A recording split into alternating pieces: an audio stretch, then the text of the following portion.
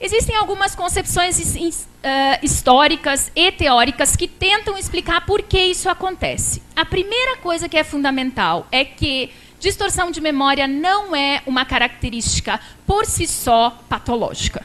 Então, é para a gente respirar aliviado.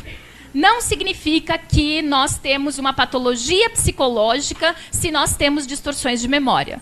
Mas nós sabemos que algumas características de personalidade podem nos deixar mais influenciáveis a ter distorções de memória.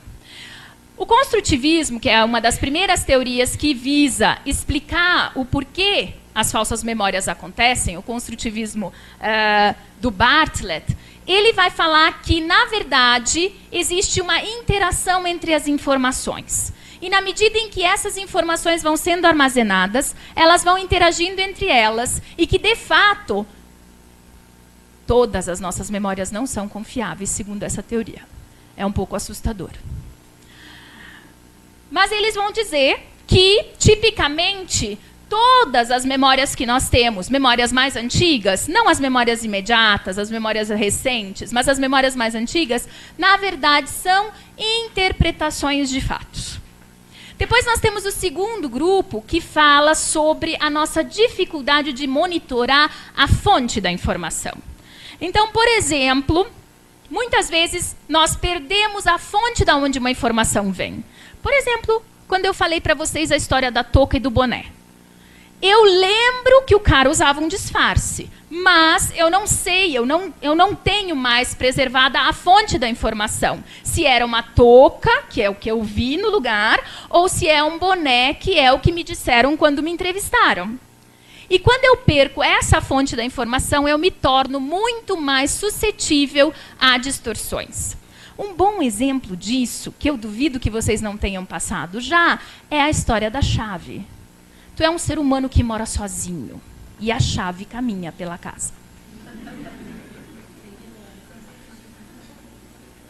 Isso é um estudo para a parapsicologia.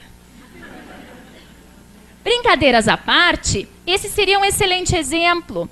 Eu sistematicamente guardo a chave num determinado lugar, mas um dia eu guardo num lugar outro.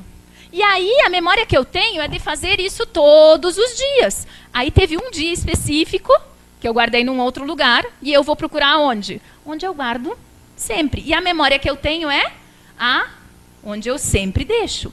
Então vejam, essa é uma possibilidade de explicação.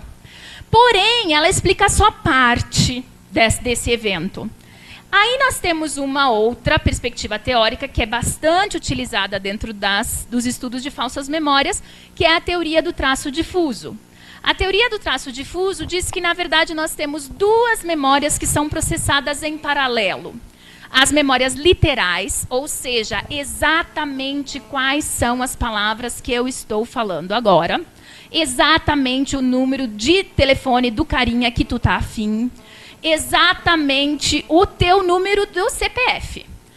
Por outro lado, nós temos as memórias de essência, que são o sentido da experiência. Quando eu falei para vocês que eu lembro que o cara estava disfarçado para fazer o assalto na lanchonete, eu estou dizendo para vocês a essência da experiência.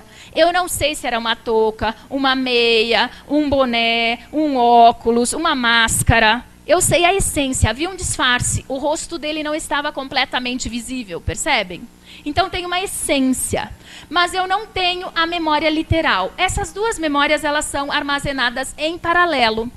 E o grande desafio desse armazenamento em paralelo é que não necessariamente elas são recuperadas juntas depois. Então, tipicamente, quando eu tenho a lembrança literal de um acontecimento, eu não tenho uma distorção em geral. Tipicamente, as distorções acontecem quando eu tenho a essência da experiência. Então, eu tenho a essência de situações específicas, de como eu me senti em uma determinada situação, e aí vai cabendo informações ali que podem vir de fora ou podem vir do próprio funcionamento da memória.